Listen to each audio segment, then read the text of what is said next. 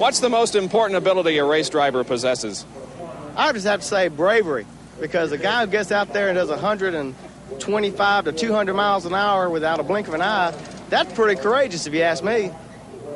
I think the driver has to have good eyesight. Good reflexes.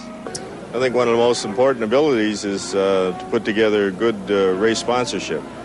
Good mechanical knowledge. Hi, I'm Skip Barber. Sure, all these factors matter, but we've found that intelligence and determination are really the main ingredients. What we'd like to do in this presentation is show you the areas of skill that a driver needs to master and the areas of knowledge that he needs to acquire, and then put these skills and knowledge in a logical progression so that you can see what the race driver has to do to really go faster.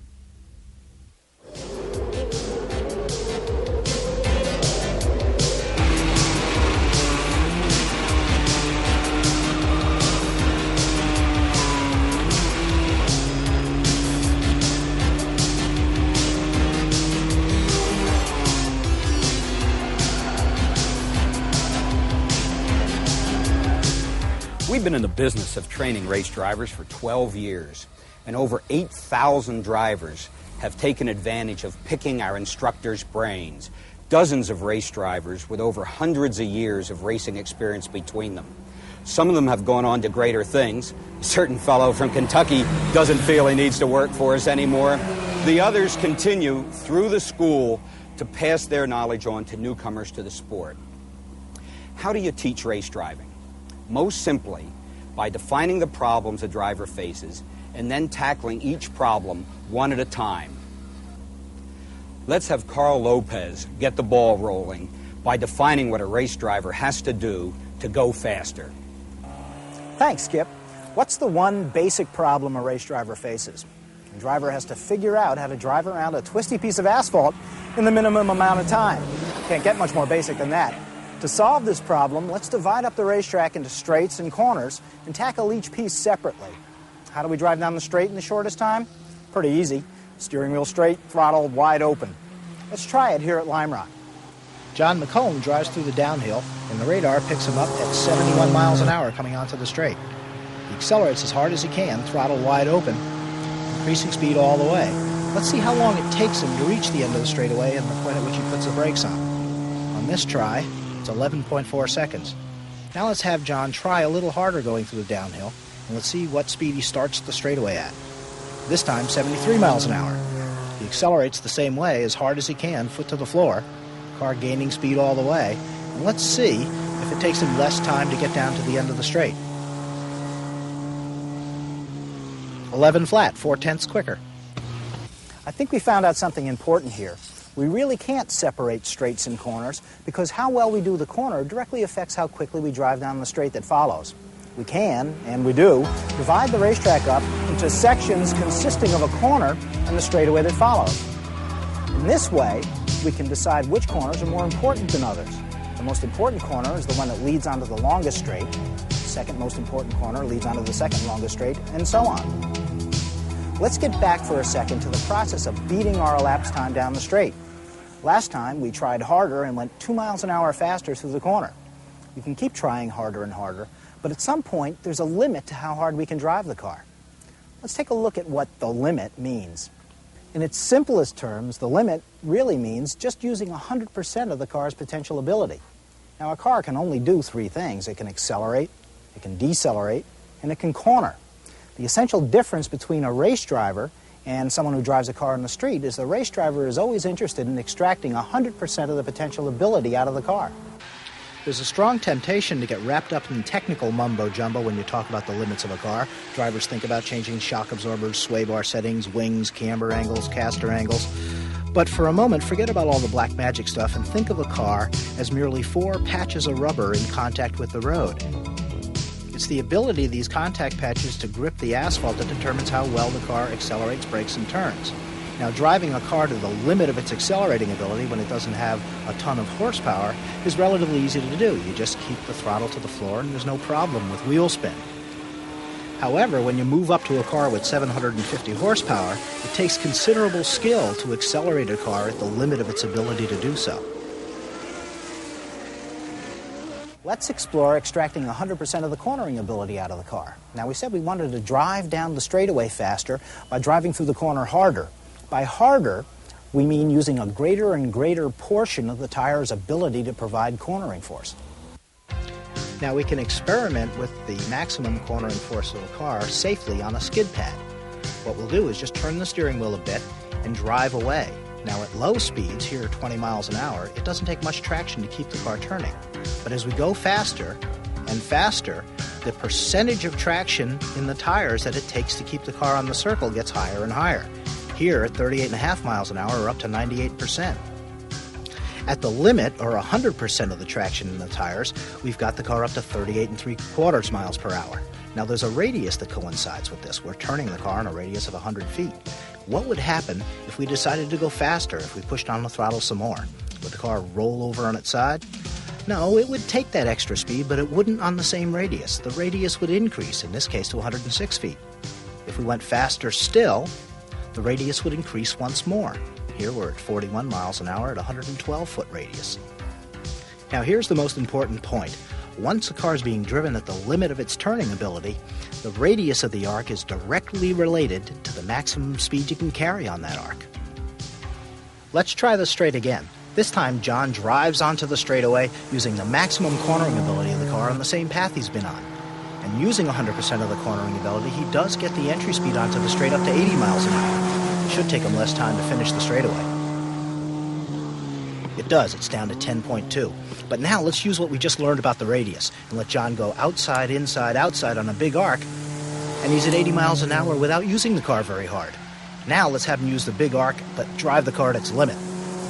His exit speed is up to 97 miles an hour. Coming onto the straight at 97 and accelerating as hard as he can, it should take him a lot less time to get down to the end. Let's see what his elapsed time is. Down to 9.4, the best yet.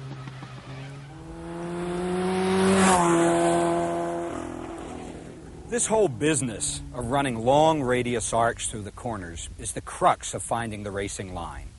And the racing line, simply, is the fastest path or route around the racetrack, and it's the starting point in any driver trying to go faster. Now, why should it be the starting point? Ask yourself what determines how fast a car can go through a corner. Once the driver's learned to drive the car at the limits of its cornering capability, the radius of the arc determines how fast it can go. The line, in other words, determines theoretically how fast a car can go in a corner. Next thing to consider is what one thing determines how fast a car can go at the end of a straight. The speed it carries onto the straight really does that. Again, the biggest arc through the corner yields the highest straightaway entry speed and the fastest time down the straight. I'm assuming here that the maximum acceleration of the motor is being used. Since the line ultimately determines the limits of both the cornering and the straightaway speed, we think it's the ideal place to start. What would be the next step? We've seen that using more of the tire's cornering force increases speed. Once a driver's driving on the proper arc, the next most important skill he needs is to develop car control, the ability to drive a car at its cornering limit.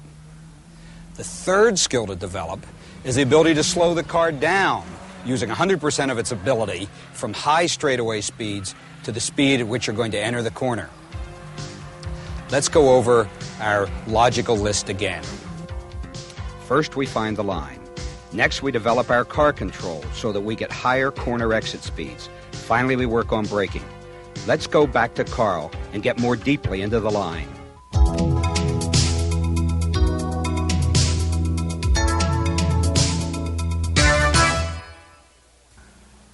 Okay, let's start with a simple corner. What we're going to try to do is to make the biggest possible radius arc through this piece of road that we can. We're going to start at the very outside edge of the road, and with one smooth turn of the wheel, put the car on an arc that just touches the inside edge, and then just touches the outside edge again on the way out. Let's take a look at our reference points. We have the turn in, the apex, and the tracking out point. What we'd like to be able to do is, with one smooth turn of the wheel, connect these 3 points with an arc with a constant radius to it. Let's take a look at how the steering wheel is turned. What we'd like to do is to get to our turn-in point and turn the wheel once, just enough to set the car in an arc that touches the inside edge of the road at the apex and touches the outside edge of the road again at the track-out point. Looks pretty easy, but there certainly are a lot of mistakes you can make.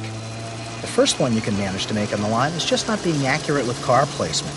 You'd like to get the car right on the edge of the road at the turn-in, the apex, and the track-out. In this case, we're 3 feet wide at every reference point. Let's take a look at the differences just a small mistake can make.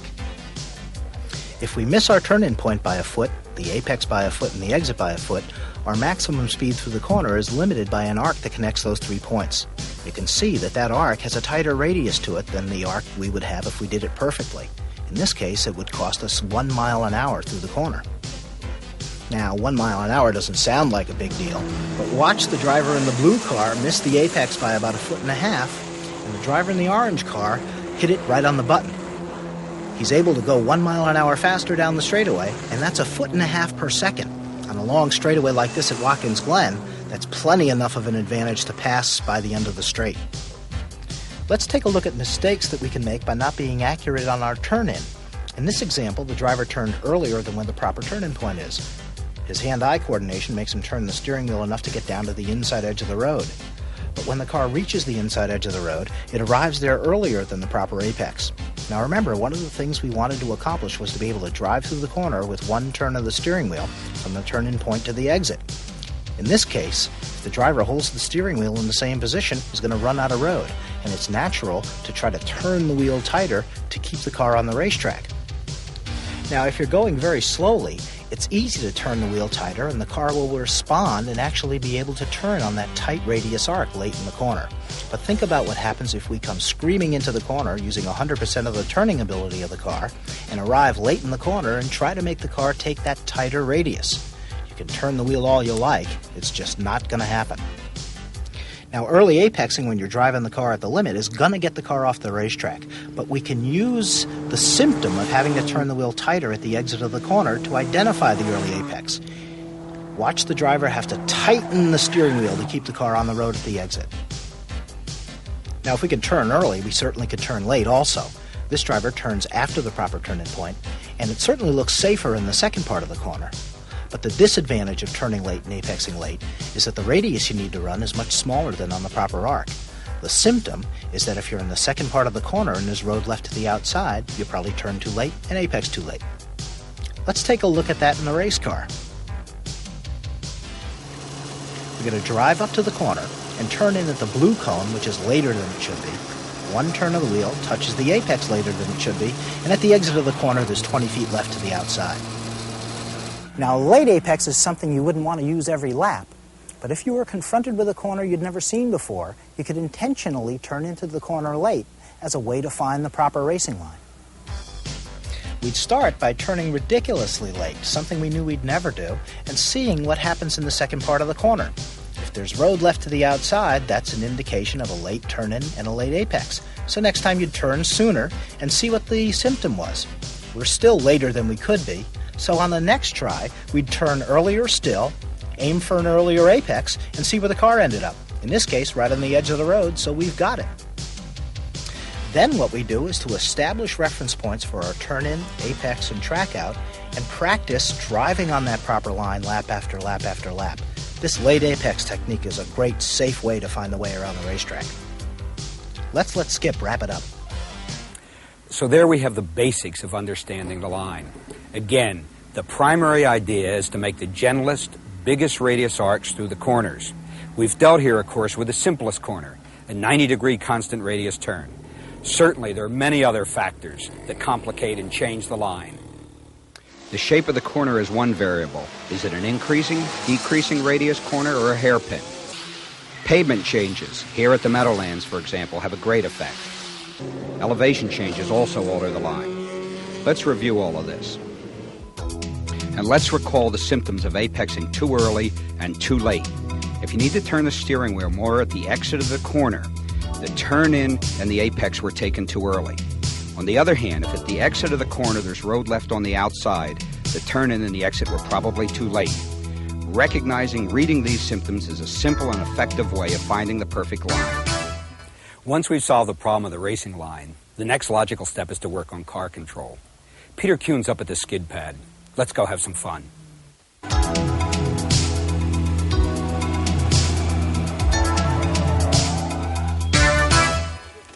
Thank you, Skip.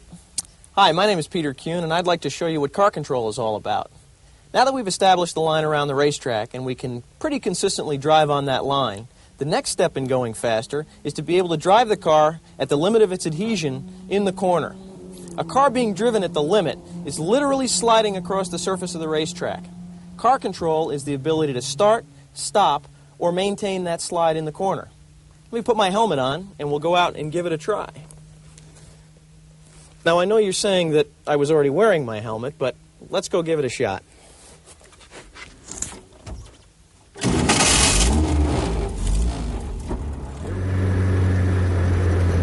The next thing we're going to demonstrate will be a car that's completely neutral.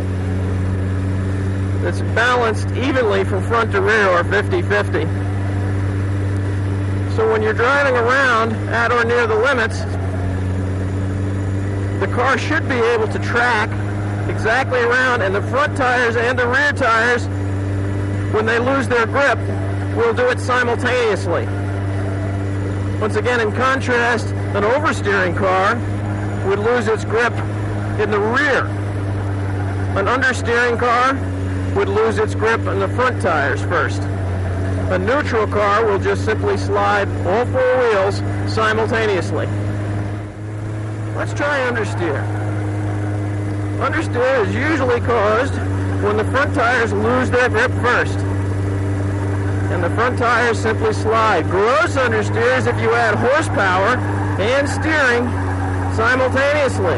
And what's happening here is the reason the circle is getting bigger around the outside of the skid pad is I've got too much steering in the car and I'm giving it too much power. If I simply just squeeze out of the gas pedal, the car will turn. This time, I'm going to just squeeze out of the throttle a little bit as we're understeering here. Let's see what happens. Let's see, I won't move the steering wheel at all, and let's see how much the car actually turns. It turns right into the circle. So by easing off the throttle pedal, we can get the car to turn because we've simply transferred weight from the rear back to the front, and since we're turning, that's where we want the weight. That gets us out of an understeer. There are a couple different ways that a car will oversteer and what causes that. One way oversteer occurs is by what we call trailing throttle oversteer. It's when you're driving along and you just simply lift out of the gas pedal while the car is at or near its limit. So here we are driving along, everything feels pretty good, and I'm just going to simply lift out of the gas pedal, and out the rear end comes.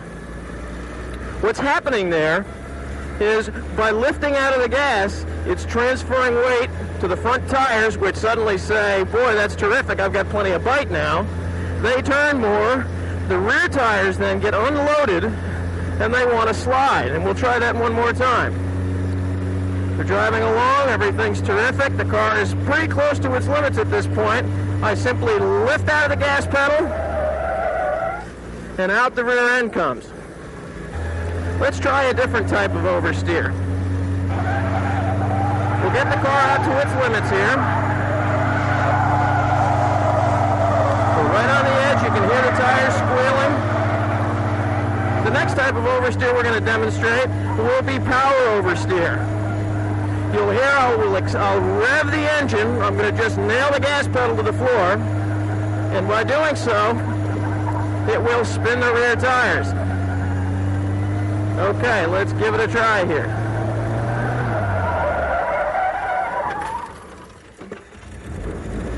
Sure enough, we certainly found the edge of the skid pad.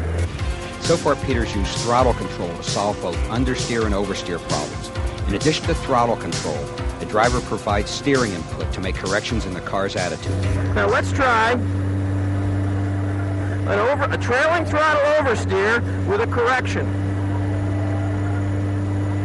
I do trail off the throttle, and I make a correction. Let's try that again.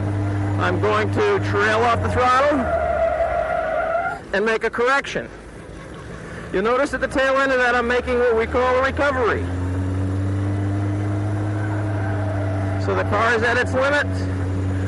We trail off the throttle, make a correction and a recovery. Let's try it again. Trail off the throttle, make a correction and a recovery. The next thing we'll try is I'm going to do a trailing throttle oversteer condition.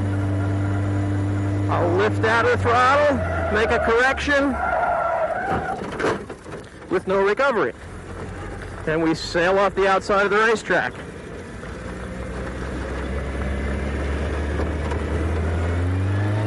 That type of situation is far more common when a driver will have the car slide out from under him and go sailing off the road on the inside and not know what happened. He's simply not making a recovery quick enough. He's making a nice correction, but not making a recovery. Here we go again. Trail off the throttle, make a correction and a recovery. One more time. Trail off the throttle, make a correction and a recovery. In order to go quickly in a race car, it's not an uncommon situation to get an oversteer condition. What you want to try to avoid is when a tire is sliding to make it slide more. One way of making it slide more would be to add throttle. Let's try that. So we'll get the rear end to come out, add a lot of power, and around it comes. Now, this time, let's see what will happen if we have the same situation and we add just the right amount of horsepower. Tail comes out. I caught it with a little bit of power, and we went back straight again. Tail comes out, make a correction, and catch it with just a little bit of power.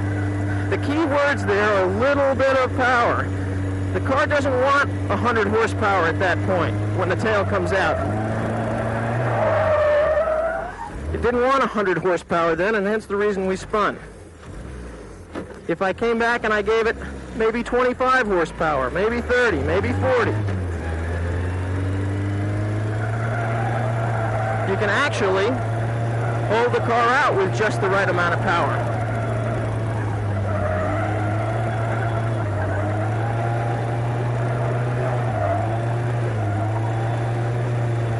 I'm constantly just steering into the skid.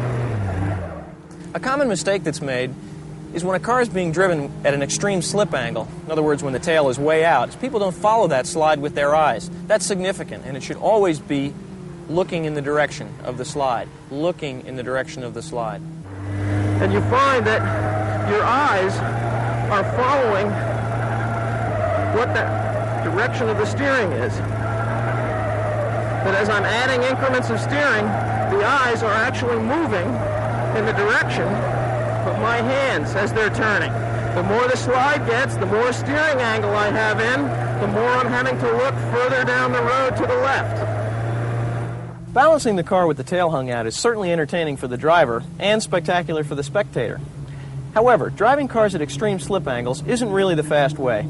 A race tire generates its maximum traction at between 7 to 10 degrees of slip, not a big angle. If a driver slides the car less than the 7 or 10 degrees, the times are slower. If the car is sliding more, the same is true. There really is no substitute for practice when it comes to learning the feel of the perfect slip angle. Let's let Skip go over the main points we've covered. Can you believe he pays me to do this? Thanks, Peter, and thanks for volunteering to work for nothing. As we've seen, a skilled driver uses both the steering wheel and the throttle to control the car's attitude when it's cornering at the limit. We can affect the grip of the front tires by smooth throttle application. A smooth reduction increases front grip. A smooth application reduces front end traction. If we abruptly change the throttle either on or off, we can make the rear of the car slide more. On the steering end of car control, the driver must develop the ability to correct for a slide, but also be ready to recover so as not to spin in the opposite direction. At this point, we've gotten the line down, and we now know how to control the car at its limits during cornering. The next logical step to work on is slowing the car down from straightaway speed to cornering speed. Bruce McGinnis is down at the end of the straight. Let's have him cover the third aspect of going faster, braking.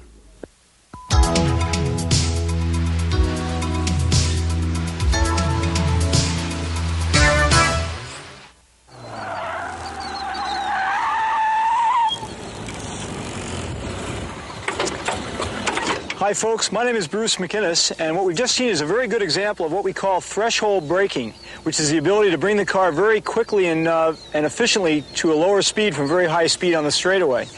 One of the things we spend a lot of time on in our school is the ability to brake and balance the car in hard braking in a straight line. We also really concentrate on turning with the brakes on, and the educated race watcher watches the nose go down under hard braking. It should stay down when you blip for your downshift. It should stay down when you turn. And as you turn in, the outside of the car stays down, the inside rolls up, and all four tires turn at different speeds. And this is something we look for in the program. The ability to do that enables you to brake later, to keep the nose loaded when you turn, which keeps the car stable under hard braking in the corner, and also it gives the car the ability to rotate as you trail off the brake to oversteer, and that enables you to open the throttle on a better angle to the apex and give you more exit speed. So there's nothing bad about turning with the brakes on. In fact, the emphasis in racing today is to turn with the brakes on, which is really the only advance in racing that's taken place in the last 15 years. Neat technique. Before we get to specific skills, let's see what good braking can do for a driver. The blue car here pulls alongside going down the straight, but the pass will be made in the braking zone. The driver on the left uses the braking traction of the tire closer to the limit and consequently can drive closer to the corner before braking. Just 15 feet closer can mean the difference, as it does here, between second and third place. How do we attain 100% of a car's braking potential? Let's start with a little physics. When a race car is at rest, it has a certain weight distribution. That is, its total weight, in this case 1,000 pounds, is distributed between the front and rear tires. In this car, it's distributed 50-50, 500 pounds on the front and 500 on the rear. When the car decelerates, inertia transfers weight from the rear to the front. The harder the tires push on the road, the better they grip.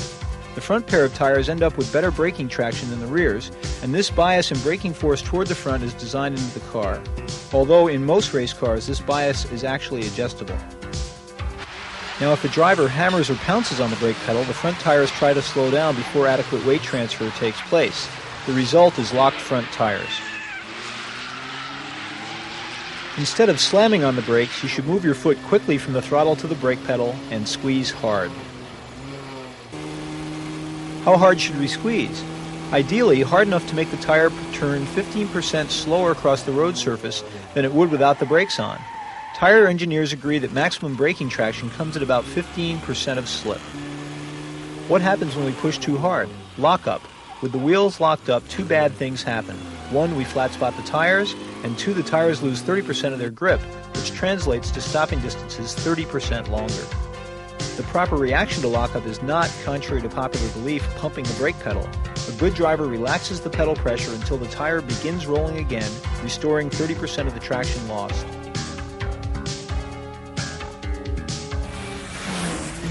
When it comes to straight-line threshold braking, there are three common mistakes to avoid.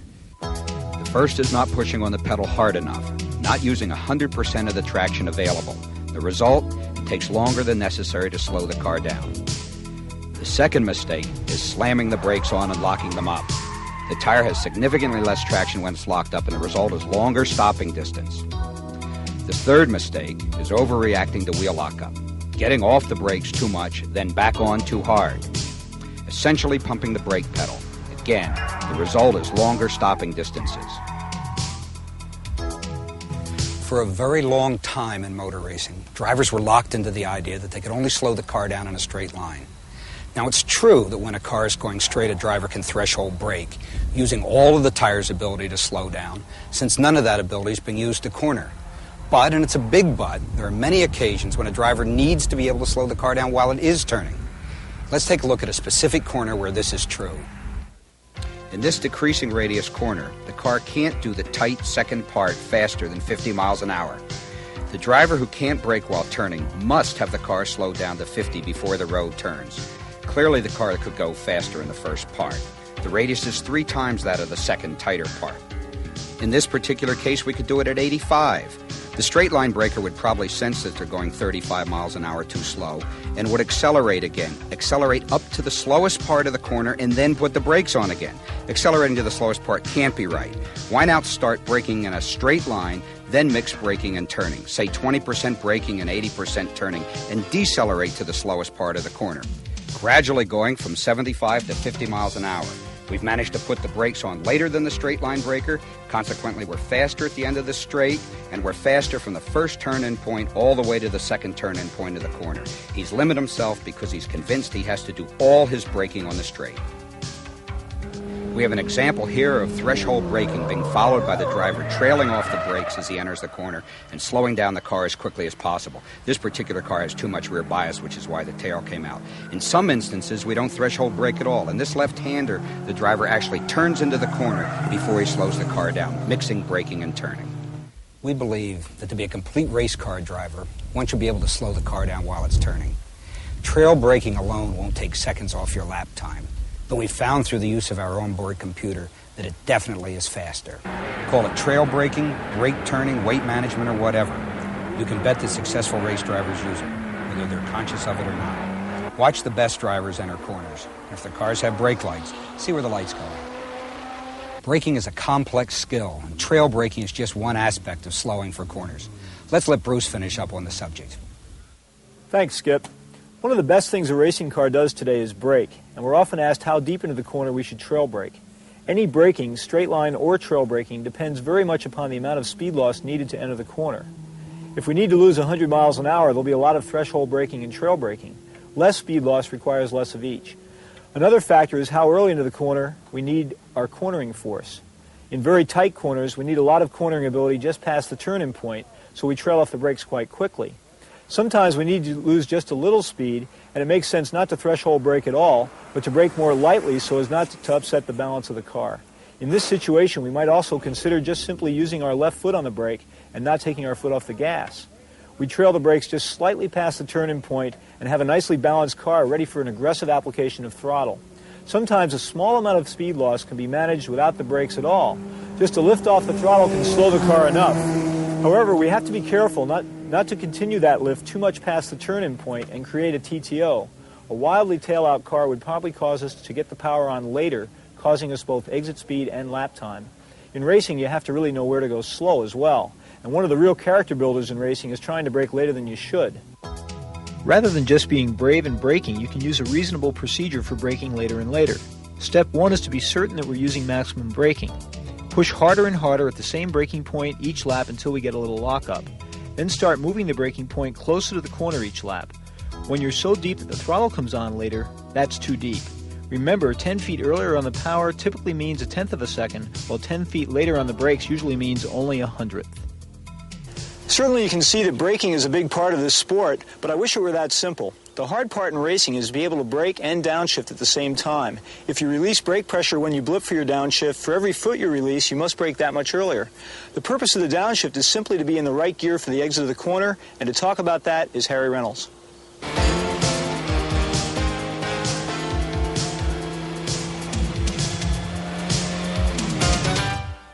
What I'd like to talk about today a little more is about the footwork, what you do with your feet. Going down into the footwell of the car, the first pedal you see on the left is the dead pedal or foot brace. Next to it is the clutch pedal, operated by your left foot. On the other side of the steering column is the brake pedal, operated by your right foot.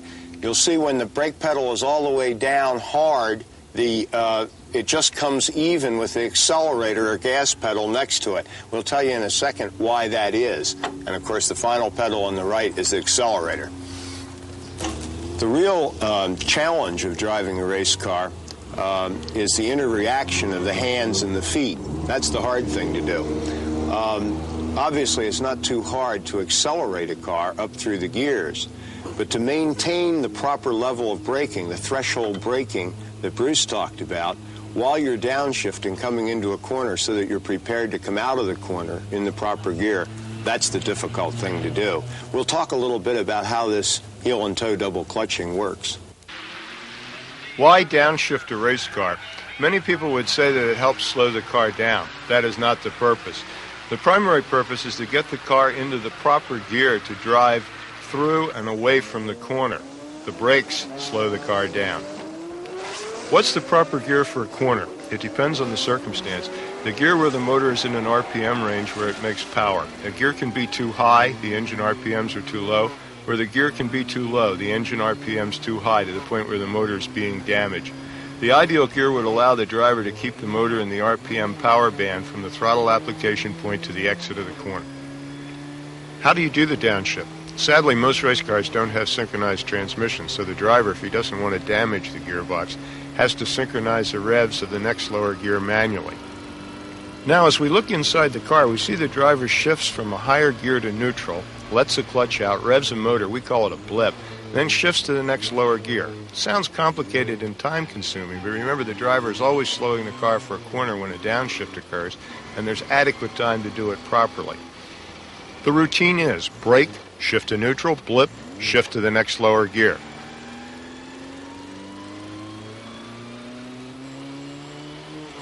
The driver's foot must be on the brake pedal even during the blip. We heel and toe to be able to continue braking and blip the throttle. Actually, you don't use the heel and toe, but the ball and the right quarter of your foot. As you can see, things are getting a little more hectic. Where do we shift? Certainly we can do it too soon. Shifting down a gear just as you touch the brakes would over-rev the motor. We can do it too late, after the throttle application point, and there we'd be groping for a gear when we should be hard on the throttle accelerating for the next straight. Anywhere between these two extremes is okay. A driver would prefer to do the downshift while going straight. One of the most common downshifting mistakes that leads to spins is if the driver underblips, doesn't rev the motor high enough in neutral to make the clutch engagement smooth. If the motor is turning too slowly, the compression of the motor will try to slow the rear tires as the clutch comes out, and around it goes. Should a driver go through every gear, go from fourth to third to second, for example? Our advice would be yes, unless the car is slowing so quickly that there isn't time to move the lever that fast. Listen to this downshift. Good job. Fourth to first with a big blip, in gear and ready to accelerate out of the corner. We feel double clutching is an important skill to learn. But what happens when the clutch fails 1 hour into a 12-hour race? Don't panic. Here we see a driver shifting without the clutch. The main thing to remember is bigger blips. A skilled race driver could nurse the gearbox by double clutching for 11 hours without damaging it. A guerrilla race driver would soon have to park it. It is our feeling that one should learn how to drive a race car the right way, not the easy way. Race driving is not easy, and anyone who thinks so is wrong. What it is exciting, challenging, and rewarding, especially if done well. So far, we've been doing our homework, understanding the line, working on our car control, developing our footwork, and understanding braking. Now it's time to take these skills to the track. Let's go with Carl Lopez as he explores Lime Rock and tries to go faster.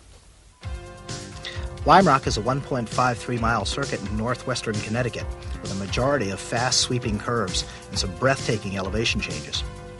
The first corner is called Big Bend, a decreasing radius corner that's a good trail braking entry and a heck of a challenge in the middle to slow the car down for the tighter part. The left-hander is an important compromise corner where a late apex is the key. The left-hander is always slippery. It's followed with a very challenging and off-camber right-hander that leads onto no-name straightaway. Your first real thriller is the uphill, a corner where you can drive in earlier than you think you can and get caught by the hill when the car compresses. West Bend is pretty straightforward, 90-degree right-hander, but no room for error at the exit. The downhill will get your attention also. You turn in when the car compresses at the bottom of the hill, and it can be taken in many cars flat in top gear. When we head out onto the racetrack, one of the first things we want to think about is that we're going to start with the racing line. We're not in a hurry to go fast. And regardless of the racetrack we're driving on, what we're first looking for is our reference points. Where we're going to turn the car into the corner, what we're looking for apexes, where our brake points are going to be. Let's start here. In the left-hander, for example, you want to keep the car high. It's a very late apex, and you want to help yourself by looking at the curb early in the corner. In the the right-hander, there's a good reference point for a turn-in. There's a chunk of asphalt missing. There's a point at the curb that marks the apex better than a pylon.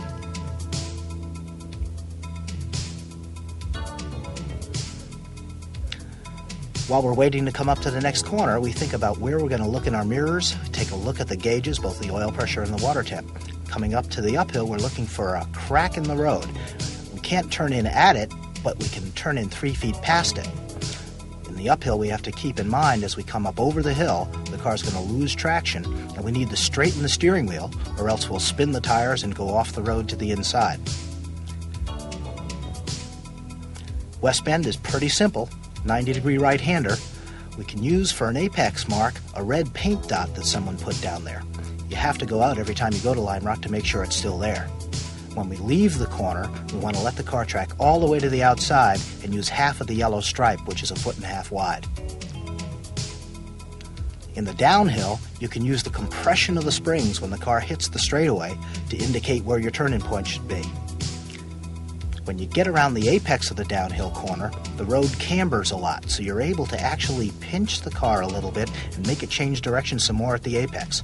And you have to remember in the downhill to let it track all the way to the outside of the road.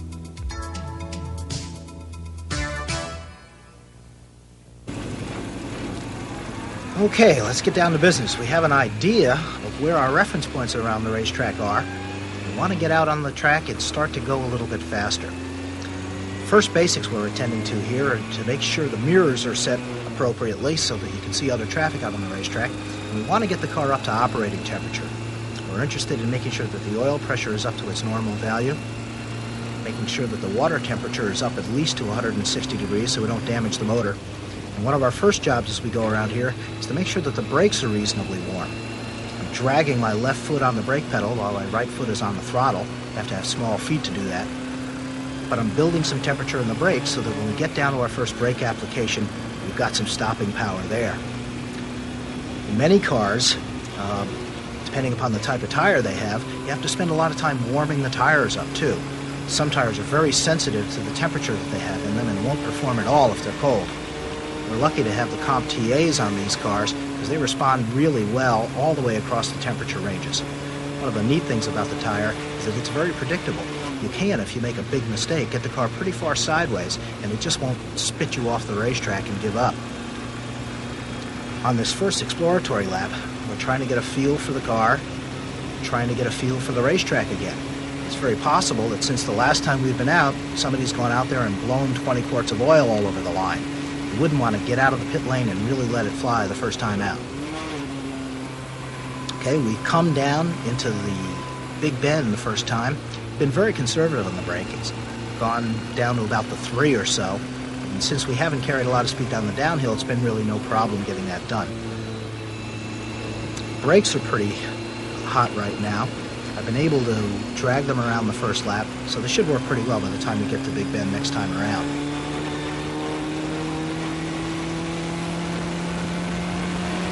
Okay, the engine's good and warm, so we're starting to accelerate harder going up to the uphill. We're able to pick out our reference point for the turn-in pretty well.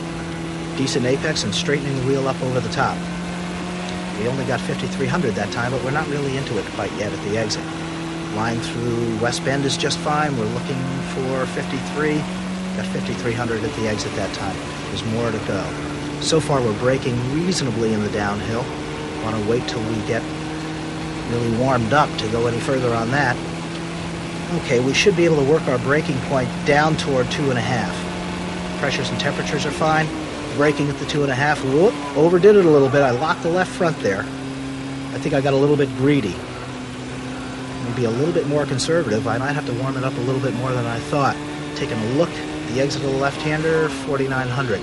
Remember to keep it high in the left-hander. Look for the curb. Got it, pretty decent pass. And with my foot on the floor, I'm able to take the right-hander, let it track to the outside, 49. Once we really get it going, it should be around 51 or so. On the way to the uphill, I'm going to brake lighter this time, turn it in and on the power earlier. Foot to the floor, straighten the wheel at the crest, 54 this time. Okay, reasonable braking coming into West Bend and squeeze the power on. A little wide of the apex that time, look at the exit, 54. Shift to fourth, a little lighter braking in the downhill this time. Clouded the curb reasonably well there, looking at the exit, just about 5. As we work our speed up, the downhill will get closer and closer to flat.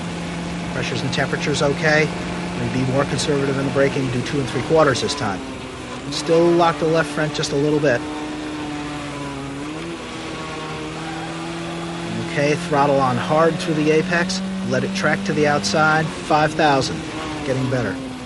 Keep it high in the left-hander. When you get to the apex, it's going to slide some more when it hits the bumps. Decent correction. Foot flat on the floor. Take the right. Just about 5. Okay, I'm going to try to just brush the brakes on the way to the uphill this time and try to more aggressively get on the throttle. Power was on earlier, not bad. 54.50. Okay, less braking in the West Bend this time. And more power. 54 again, not bad. Okay, much lighter braking in the downhill. Turn it in. Flat on the floor. Got to let it track in the off camber. It worked. 5,000. Okay, Peter's been behind us on the way. Just pointed him by. He's safely by and directly ahead of us. Let's see how his line looks. Whoa, wide of the apex and tossing the car in, really sideways. I have a feeling maybe Peter's trying to give us a bad example there. Look at that, 6 feet wide of the apex. We're able to really eat him up at the exit because he's having to turn a tighter line. Early into the left-hander, he's going to be really out of shape, wide of the apex of the left and turning tremendously late in the right. If this were a racing situation, I'd go by underneath him with ease. Peter's putting on a heck of a display here of what you shouldn't do in a race car. Cooperating nicely. Turned very late in the uphill that time. Whoa! Careful there, fella. Now we have to be careful not to follow Peter and just mimic everything he does. Whoa, that time turned very early. Whoa! I'm not sure he wanted to be quite that graphic on an early apex. Pretty successful staying away from his accident in that case. Okay, we come onto the straightaway, looking a lot better, but I think I'll just stay behind him and see what he's going to do next. Let's just let him go and start thinking about lowering the lap time around here.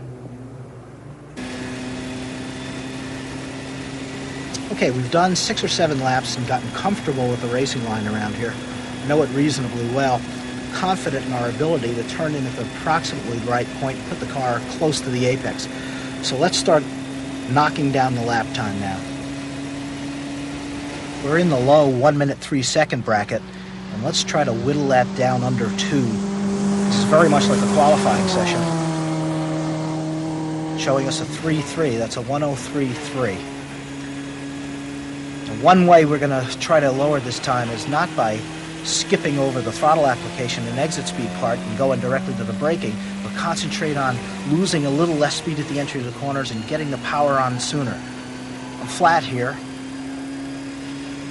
Turning into the right, using the camber to turn the car and letting it track. We're at 51 at the exit there. Good pass. I'm going to go to the uphill. I want to brake lighter this time and concentrate on getting the power on early. Here. Flat on the floor. Let it track. 55. Good pass. Got to concentrate on less braking and more power here in West Bend. Very smooth, but I can do it better next time. Just brush the brakes in the downhill and on the power soon. 49. Got to work on the downhill here. That'll help. Downhill and the uphill in West Bend are the keys. 2.2. That's faster than I thought it might be. Okay, a little light braking in the middle. Second gear and try to get the power on full. Good. It's home free. 5. Almost 51. Left-hander. Be conservative. Compromise. Okay, power's on flat. A little bit of a correction there. Slid more than I wanted it to. Clouded the curb harder than I wanted it to. Still got 51 at the exit, so that's not bad. Okay, uphill. Light braking and early throttle application. Get it home early. Flat. Hit the hill. 56. All right. Want to get on the power really early in West Bend. Just tap the brakes and on it. Good. Hit the curb more than I wanted to. 55. Good. Quick shift to fourth. No brakes. Flat. let it track. Good. Good, that feels great. What are they going to show me? 1.9, all right. Okay, well, that was a little too deep, I don't know. Quick shift a second, get on the power. 51, good pass. Okay, conservative in the left. Don't let it pitch as much as last time. Not bad. Not bad. A little late on the throttle application now. 51 at the exit again. One of these days I'll get 52.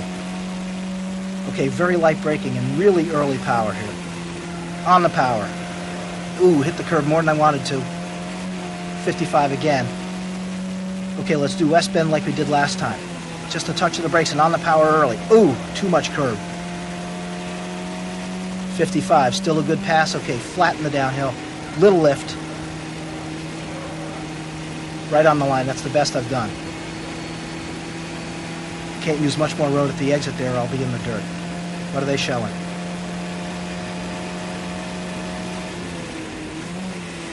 Okay, not bad. There's a 1.5 in here somewhere. Okay.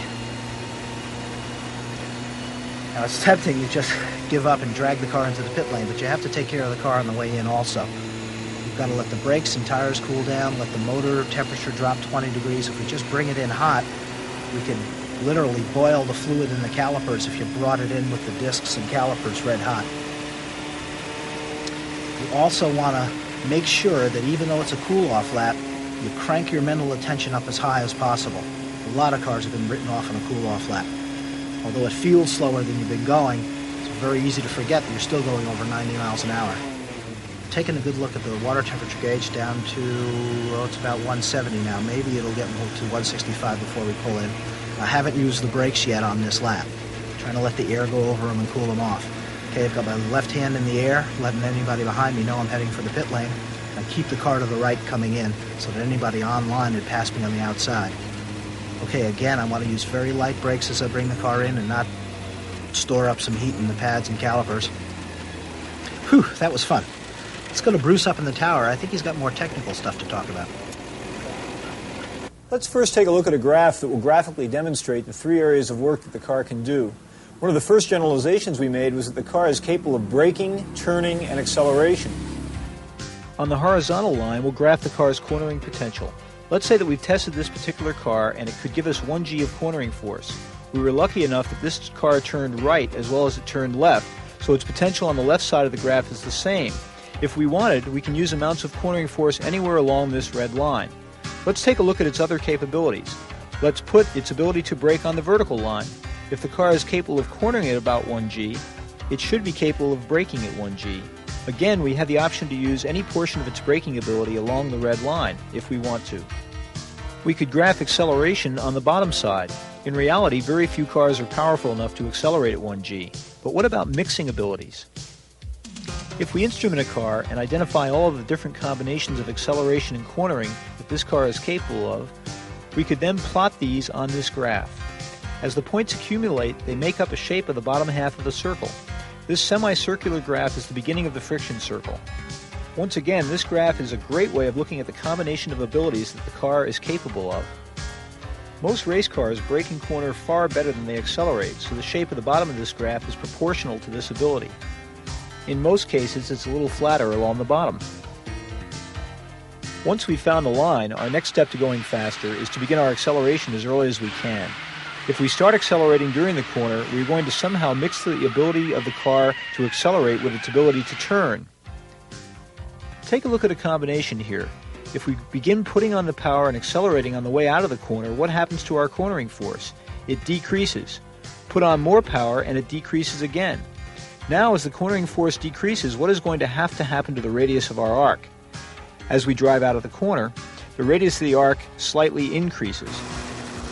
Once we start getting serious about squeezing on the power and carrying speed onto the straightaway, we are going to have to be prepared to unwind the steering wheel slightly as we come off the corner. What about mixing the braking and turning abilities of the car? Let's use the instrumented car again and find all the braking and turning combinations, plot them, and we've completed the friction circle. Let's use the friction circle to follow a car through a trail braking entry into a corner. First, maximum braking. Less than threshold would be lower. At threshold braking, how much cornering force is available? None. But relaxed braking force and cornering potential is created. Relax more braking and we get more cornering force. Following the circle, we see that we have a car that gains cornering force on the way in and loses it on the way out. Our early concept of a single radius arc through the turns has gotten slightly more complicated. In reality, we have a slightly decreasing radius arc into the corner and a slightly increasing radius arc out. Still, the reference points we found for our turn-in, apex, and track-out by using a single radius are essentially the same. I like the friction circle because it's a great way to visualize how the car approaches its limits. When we were working with Chris Wallach of MRG developing our onboard computer system, we had Chris design in the friction circle as one of the system's primary graphic displays.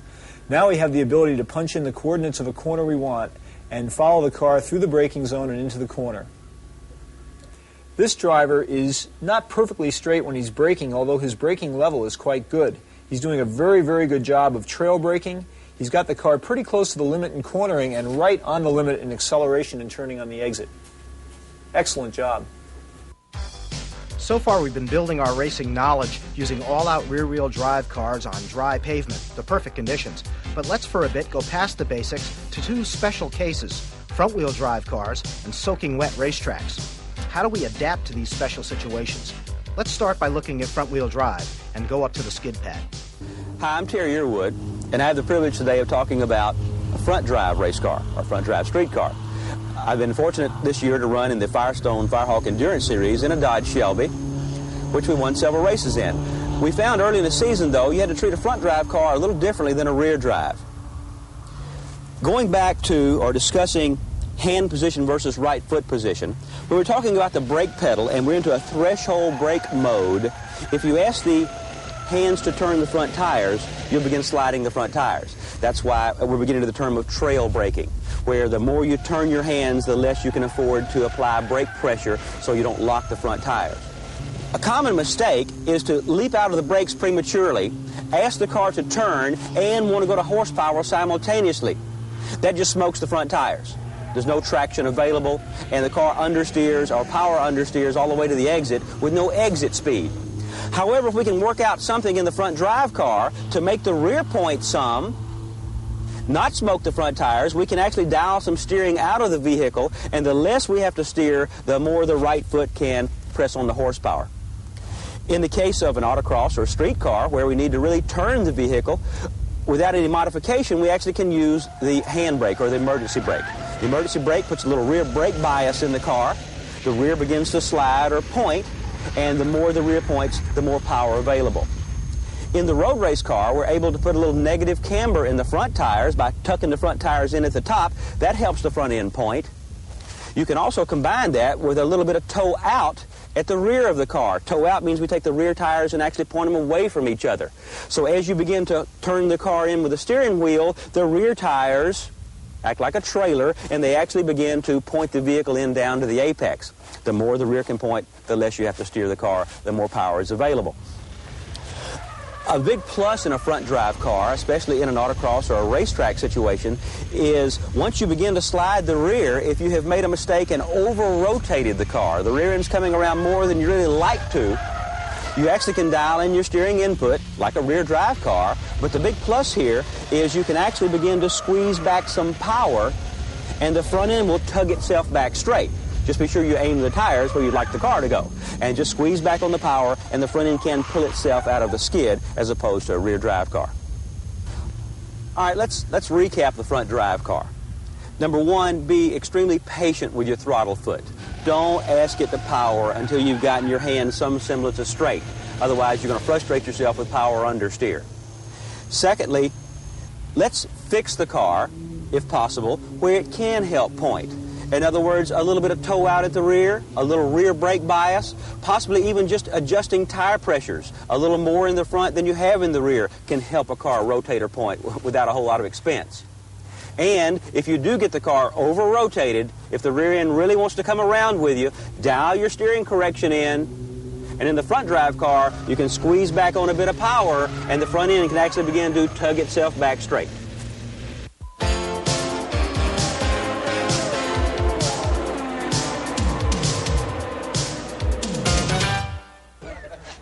Race morning's always a nervous time.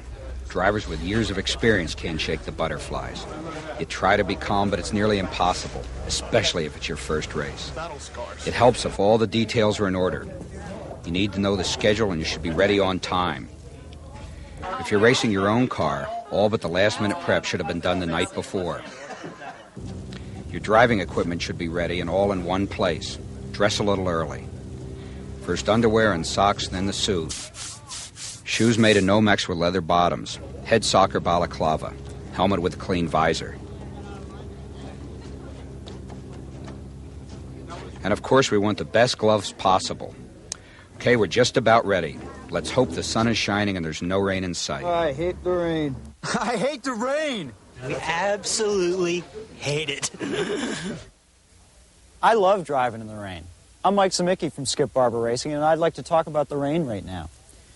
The main thing that makes the rain different is simply remembering three major areas that you're concerned with. The first one is maintaining your ability to see. The second one, what you would do on the line to make that different around the racetrack. And the third being what you do to the car to make it function better in the rain. Let's talk about maintaining your ability to see. One of the first things you might do is, as you can see on the car right here, we've put a windscreen on to try and keep water off the outside of the visor. What this windscreen does is help deflect air up and over the top of your helmet more and keeps more of that rain from hitting your visor directly. Let's take a look at the helmet now. On the helmet, one of the first things you want to do is change the visor. You want to go for either a clear visor like I have on this helmet here, or perhaps even a yellow visor to brighten the day up even more and help with the contrast. A new visor is a great idea. If you drive out of the pits with a visor that's been on for the past 4 years and it's got lots of stone chips and sand marks on it, the water is going to get held into the small pores and blur your vision even more. What you're looking for with a newer visor is that it is smoother and the water beads up and blows off of it easily. The other thing you're concerned with is fogging on the inside. Imagine driving down the straightaway, 120 miles an hour, it's raining out, you're in the middle of a race, pretty high tension thing, a lot of sweat happening inside of that helmet, a lot of tension, a lot of heat, a lot of fog. All right? You're really concerned with fogging on the inside. One of the first things you want to do is try some anti-fog treatment on the inside of the helmet. There's plenty of commercially available anti-fog treatments that you can put on there, or you can use dishwashing soap, bubble bath, whatever, some sort of soap to coat the inside and keep the water from sticking to the inside of the visor. Another little trick that I've got on this helmet here to help with the inside fogging is this little bit of duct tape I have under the corner of the visor here. All you do is you take a strip of duct tape like this, roll it up into a little ball like I have here, and stick it under the corner of the visor so that as you shut the visor down, it deforms that leading edge and allows air to sneak up under there and circulate in there, keeping the fog down. Plenty of other little tricks you can use. I know racers that use snorkels and nose clips to keep their breath out of the inside of the visor completely. Any little trick that works, no matter how dumb it looks, whatever else. If somebody's laughing at you as you're driving out of the pits with a snorkel and you win the race, the laugh's on them. Let's take a look at the car now. Three major areas you're concerned with the car in the rain. The first is roll stiffness, brake bias, and then the third would be rain tires versus dry tires. Let's talk about roll stiffness first. In the rain, what you want to do is soften up the sway bars to allow that car to roll easier with less cornering force. We've got a sway bar here on the back of the car that we can see quite easily, and as you can see here, I've got about 5 inches of travel left on it. What you would do to this sway bar in the rain is either move it right out to the end of its travel, putting it at full soft, or potentially even disconnect it. So you want to soften up both the front and the rear sway bars. Brake bias is the next thing you want to be concerned with. In the dry, you get quite a bit of force transfer to the front tires under braking. In the wet, you don't get quite as much, so that more weight or force is staying on the rear of the car. So what you really want to do is to crank in or adjust in some more rear bias. Lots of race cars have an adjustment knob on the dashboard now. And what you would want to do on a test day is establish a baseline for how many turns of that knob that you'd put in to go out in the rain. Maybe 2, maybe 4, whatever it is on your race car. If you don't have that adjustment, you'd certainly want to do the same thing with the adjustment down in the footwell and figure out your baseline setting for going out in the rain. So you'd want to adjust that brake bias. The third thing, and it's one of the most perplexing things for most people going out in the rain, is rain tire versus dry tire. A key thing to remember in the whole dry tire versus rain tire dilemma is the fact that a dry tire works better in the wet than a wet tire works in the dry. Let's go out to the racetrack and take a look at things. There are 2 fundamental ways we're going to change the line for the rain. In this example, Mike is driving on the normal dry line, theoretically the correct way, and he's going to generate an exit speed of 61 miles an hour. In the second example, he's going to drive around the outside of the corner, where it's more granular, no oil, and it's not polished. His exit speed is going to be 5 miles an hour faster. When it's wet, one of the easiest things to change is where you drive on the racetrack. Does the car lose as much cornering ability as it does acceleration ability? Let's take a look at the monitor and find out. What's coming up on the screen for us now is a friction circle. The corner that's being illustrated is Big Bend, which is a fast right-hander. What we have here is the braking coming up down into the end of the straightaway, cornering loads feeding in with trail braking, and then the trail braking slowly tapering out until at this point right here it's just cornering and then blending into the acceleration. We've looked at the friction circle for a dry racetrack. Let's take a look at one for the wet and see what the difference is. What we've got coming up on the screen now is the friction circle for the wet line through Big Bend, the same corner that we were just looking at. As you can see, the braking level is much lower, and the level of trail braking is much lower. So everything doesn't work quite as well. In the wet, your braking force drops down to about 0.6 of a G. Your cornering in the dry, which was 1.3, drops down to 0.65 of a G. That's a 36% loss in braking, a 50% loss in cornering.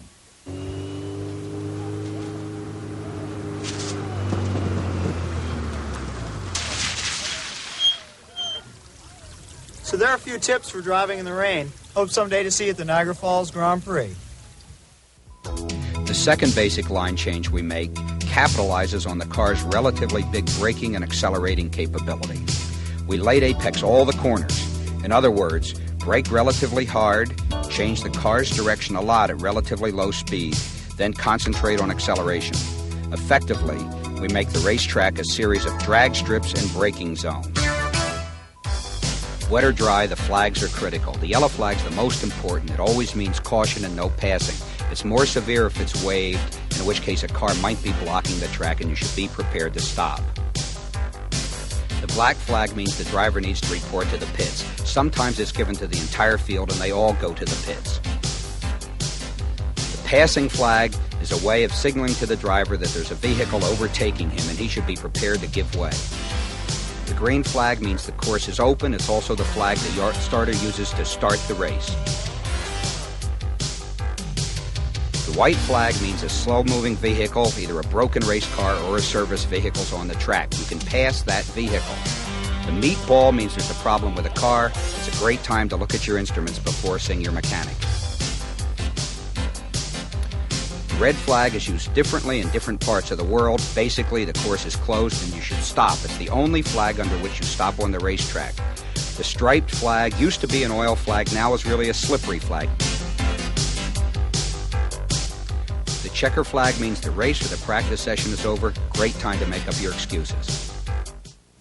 Hopefully, the understanding of racing concepts at least reminds us of how important it is to develop the physical skills and the areas of knowledge we've worked so hard on.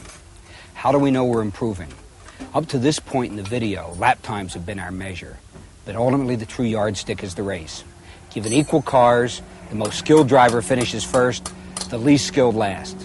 It's the racing version of the report card. Let's put 16 identically prepared Formula Fords together and see who's learned their lessons best. Hopefully one of our instructors. But before we put Carl in a Ford and go racing, let's consider the whole problem of the start. Even if you've raced successfully for years, like many of these drivers in the Barber Pro Series, the start of a race gets your heart pounding, especially at a historic place like Watkins Glen. Of course, anxiety is not the best emotion to carry with you into the car. You've got to be ready to be either very aggressive or careful at an instant's notice. You want to be able to respond to the mayhem that sometimes accompanies a start And you want, above all else, to avoid being the cause or the victim of a first corner accident. Some folks, of course, are wonderfully lucky despite being horribly aggressive. Watch this guy. Okay, we're pulling out on our pace lap. At the tail end of the field here. A couple of things we have to keep in mind at the start here. We want to warm up the brakes and tires. With TA radials, there's no real tire warm-up that you need to do. They perform pretty well in all temperature ranges, so they're ready to go right off the bat. But it is important to get the brakes warm, because the first thing you're going to do down in turn one, get the brakes on, try to outbrake people in passing situations. Now, good at the back here, you're always anxious to get as many places as you can at the start, but you got to temper that with some caution. The race is 28 laps long, and you'd hate to throw it all away by doing something dumb in the first 300 yards of the race by trying to really do something dangerous and scary to try to pass a few folks. Now, we're not sure of the pace at the start we're going to run here. John Posey, who's on the pole, and John Thompson outside. John really starts races a number of different ways. You can start them both fast and slow. Now, from a strategy standpoint, you'd like to start them slow in a class of equal horsepower cars, because one of the few advantages you get when you're back here at the end is the advantage of the draft. With all of those cars ahead of you breaking the air, with the same horsepower and less drag, your car will go faster, and it gives you a shot at passing the folks in front of you. Now, one of the strategies involved is to go slow, because the slower you arrive in turn one, the less the draft effect.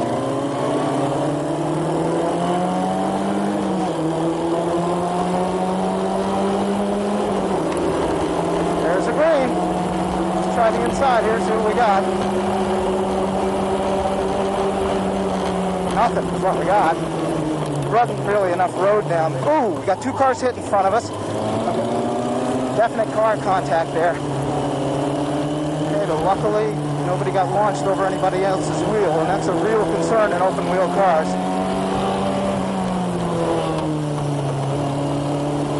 Okay, we got a couple not on the way to turn one, but between turn one and turn three. See if we can get one more by the uphill. Well, again, the equal power is making a difference here. I'm going to try to do them under braking. A little more comfortable, faster in the uphill here, so got a better shot at going deeper on that corner. A lot of folks are offline here. I was able to do a better job through West Bend.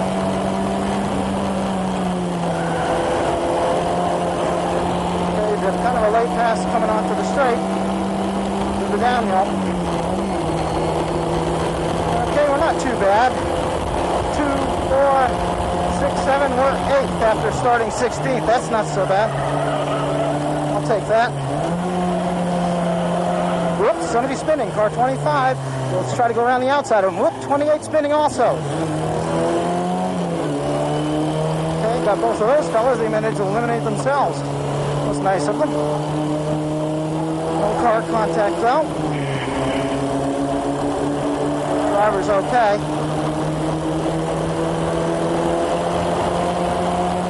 We have Scott Fetterman ahead of us in car 2. Scott's been doing better and better. Good race driver, pretty heads-up sort of guy. His biggest problem seems to be getting out of the pit lane. Poor Scott forgot how wide the car was a few weeks ago and managed to clip a few cars in the pit lane, damaged 3 of them. The scourge of the pit lane. A decent run on the downhill. Should be able to close on Scott coming down the straightaway and draft by him. Okay, we're a little faster, we pull out, the draft advantage. Yeah, we should be able to outbrake them too. Okay, got him into turn 1. Now what we tried to do there is to use, again, the draft, the aerodynamic advantage of the hole in the air behind Scott's car. Let's go to Skip and have Skip talk a little bit more about both passing strategy and the effect of the draft. Thank you, Carl. When it comes to passing, there's one major rule. It's the responsibility of the overtaking car to make a clean pass. As two cars approach the corner, the car attempting the pass has to be alongside before the other car is obligated to yield. A front wheel alongside the rear is not enough. Expect to chop. The passing driver has to assume that the car ahead is going to go for the apex. Watch this carefully because there's a little perspective problem. The white car really isn't up far enough, compounds the problem by locking up the brakes and sliding straight, and obviously causes the flip. At the same time, possibly the blue car should have seen that coming and gotten out of the way. One of the best passes to make is the drafting pass. Here we have an example at Watkins Glen with a Barber car. The driver in the red car has timed it perfectly. He not only makes the pass, he loses no time. One of the worst things you can do in passing is to make a pass, but consequently lose a lot of time. Watch the black car here. He's made the pass. It's an ill-advised pass. He's momentarily in first place, but he's about to be passed by the red car, and possibly on the ensuing straight he'll be passed by another car as a result of a slow exit. Having a big motor, of course, is wonderful. Here's an example of a 962 about to pass a Camel Light car using the horsepower, no danger, no time lost. I want to go back to the subject of drafting. This footage is from before Carl's race, and we're about to see Carl try to make a drafting pass. He's pulled out too soon. He's not taken advantage of the air that is spilling off the blue car and almost the vacuum that's created behind it. He's going to have to fall back in behind the car. This time he'll do it right. He's got good exit speed.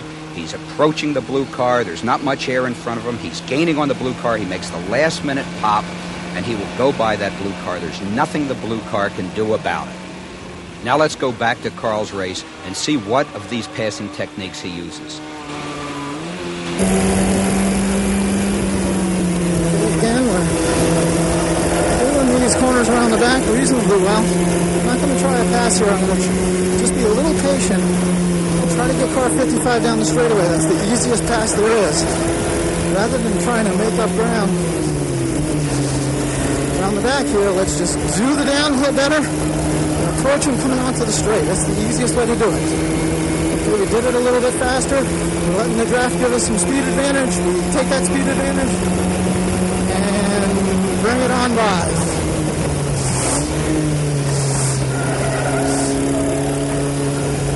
Okay, one more down.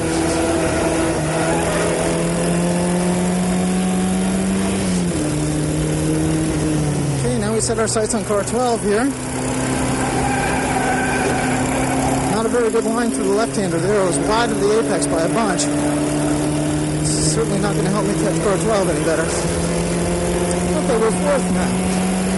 The first two cars up front. 30 yards to the number 3 car. We can't get overly eager here. It's going to take a lap or two to get the car in front of me. There's no sense trying to make it all up right at the beginning.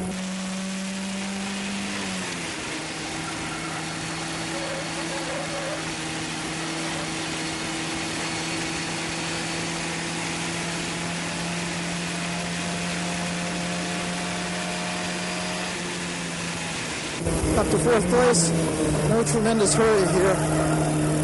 We're able to keep up with him. We actually gain on car 12 a little bit here, so it's just a matter of time. Again, the ideal place to do it is down the straightaway. There's no sweat steering around down the straight. But in order to do that, it means doing the downhill well, leaving enough room between me and the car in front, so that it doesn't block me at the apex of the downhill and determine my speed through the corner.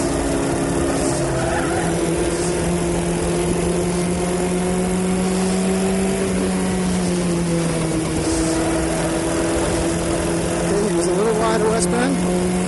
I've got just enough room here to do the downhill just the way I want to. Gain on him coming onto the straightaway. He did the downhill, really good pass that time. So this isn't going to be the lap where I'm going to get some momentum. I'm going to be able to get by. I'm just going to follow him into Big Bend. Be conservative. Ooh, is he getting hung out?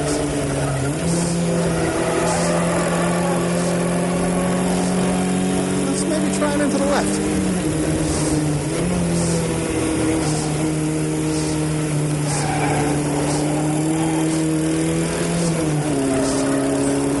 got him into the left-hander that time. See, as he goes out wide to the right to take the proper line, he leaves the inside open. If I'm good at braking and turning, you just leave my braking later and do my decelerating down to the apex. I arrive at the apex going slower than I normally do, but the important part is the other driver doesn't have any options. He can't go around the outside of me without slowing down a lot.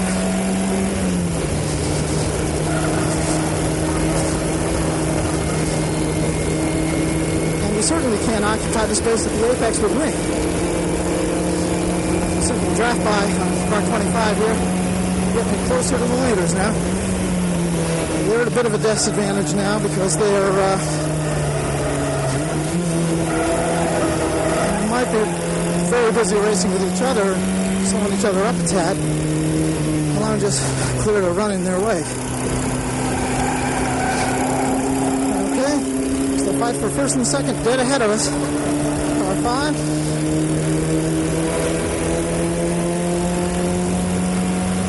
And the other red car, which I think is 25.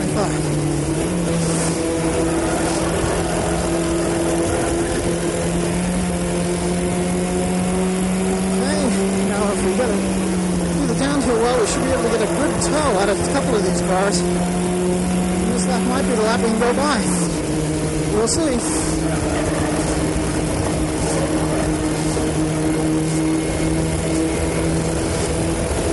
You see I got blocked a little bit by car 5 there. Really couldn't be able to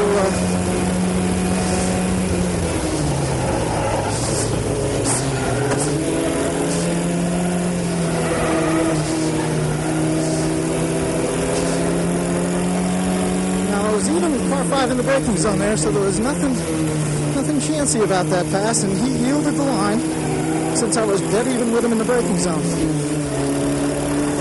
Still, I didn't just assume that I could move out and take up his space on the racetrack either. I tried to keep it tucked in, giving him the option if he wanted to play that way to just drive around the corner, the outside of the corner with me. But we've got a white flag out that means a slow race car or a service vehicle on the racetrack. And sure enough, there's a blue car pulling off the inside. It was no problem.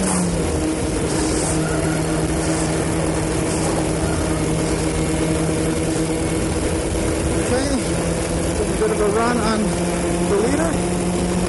Simply pull out of the draft. Down to the number 3. Not braking.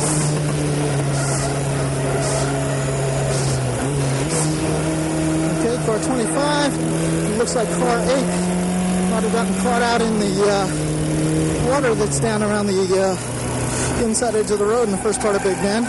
Someone must have gone up there and splashed some water on the racetrack. I saw that last lap, and it was further to the right of where our normal racing line is. So I was able to avoid it just by being wide of it. Okay, we got the lead. Now the thing to do is to put in a couple of laps as perfectly as you can manage. Let the fellows behind you try to match your preciseness. It's a little harder to do when there are cars in your mirrors, for certain. Puts the pressure on. And at a racetrack like this, the draft advantage is something to always be reckoned with. Now, John's coming up behind me here, and he's going to try me on the inside, taking the advantage of the draft.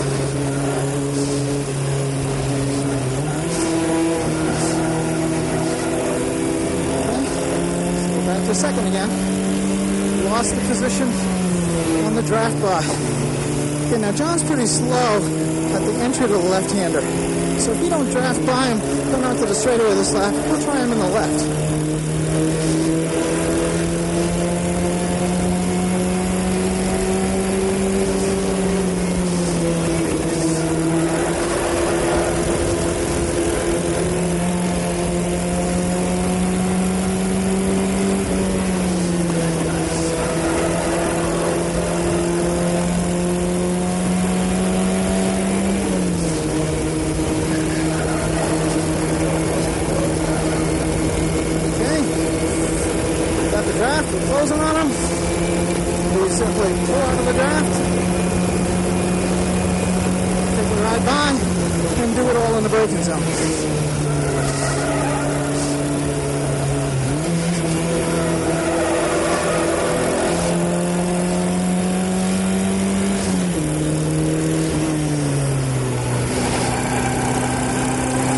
See what we can do. Getting some distance between. Whoop!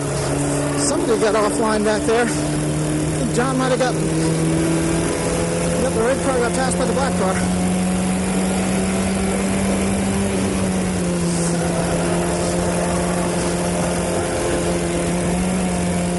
We're trying as hard as we can to do perfect laps here. Hopefully to get enough distance on the cars behind us so that the draft doesn't become a factor. We're getting close. The car behind me is about 7 car lengths back, and that's kind of the tail end of any draft advantage. Let's see. Yep, I don't think he's going to be able to get a draft by shot on us now. Just playing too far back. Okay, we're out in front. All we need to do is just be consistent. Don't pitch the tail out too much like I just did.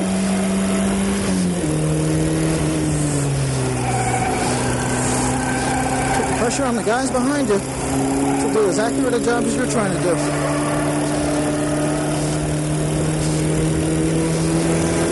Not such a good day off to the right-hander. We're used to seeing 51 on the 49. I think I've got Bill a bit in the uphill.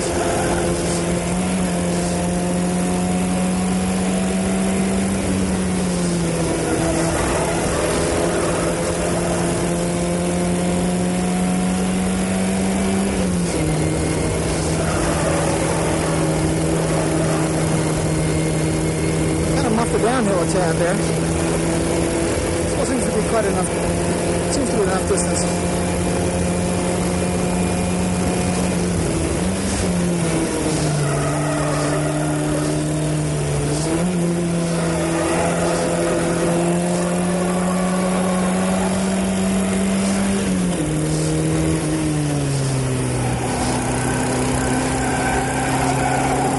Let's nail the right-hander this time and put him away. Bad. Let's see if we got 5. 49 again.